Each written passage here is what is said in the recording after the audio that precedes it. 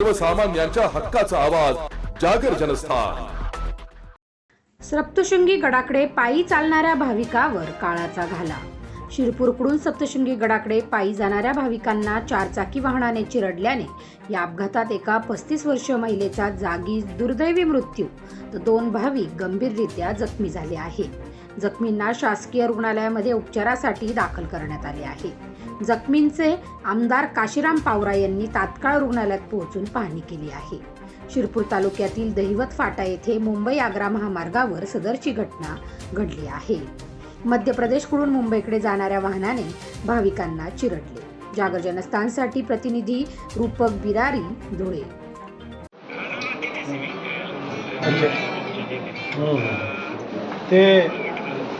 ते पंचनामा करायला लावून द्या ना, हे PM करायला बरं।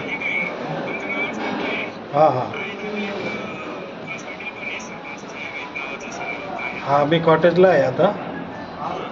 ते पंचनामा केलं का हे PM करायला बरं राहील ना।